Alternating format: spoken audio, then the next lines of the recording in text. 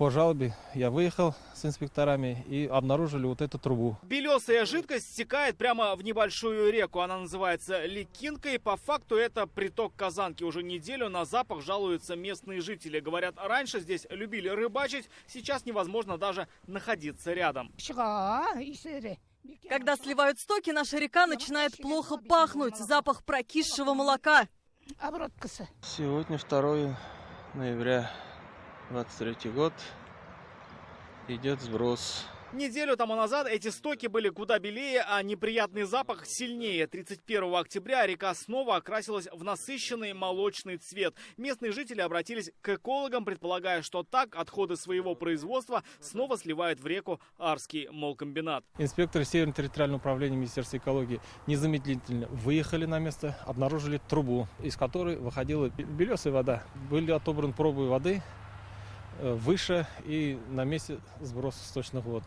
Это уже не первый подобный случай на этом участке. 2 года назад именно Арский молочный комбинат был оштрафован за сброс в реку сточных вод. Тогда они уплатили 80 тысяч рублей, но ущерба, по мнению экологов, нанесли на 6 миллионов. В белый цвет река окрасилась снова уже в октябре прошлого года. Тогда пробы показали превышение аммония и сульфатов. Не улучшилась ситуация и сегодня. Из трубы по-прежнему идет вода с примесями чего-то белого. И пусть вверх по течению протока еще может казаться прозрачной, но местных жителей это уже не собьет с толку. Вся белая муть скапливается после злосчастной трубы вниз по течению. Вот здесь на дне нанося вред и флоре, и фауне. Как заявляют на самом молкомбинате, эта белесая вода вовсе не отходы производства. Та самая труба подключена к месту скопления талой и дождевой воды. Видимо, над этим предприятием идут белые осадки. Да, это все ливневое. И вот с той стороны, вот где у нас слесарь ходит, там тоже с той стороны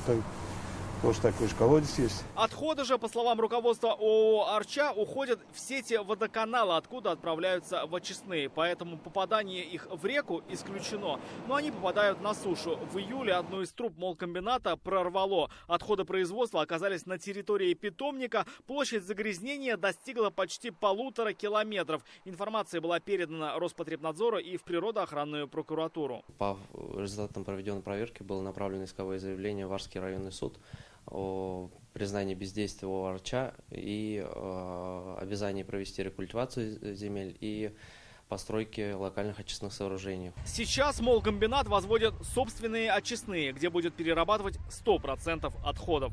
Заканчиваем строительство этого усреднителя, потом приступаем к строительству административного корпуса, где будет размещено оборудование. Также параллельно заключаем договор на поставку оборудования. Когда комплекс ведется в эксплуатацию, будет смонтировано оборудование, будет очищать 1500–2000 кубов в сутки.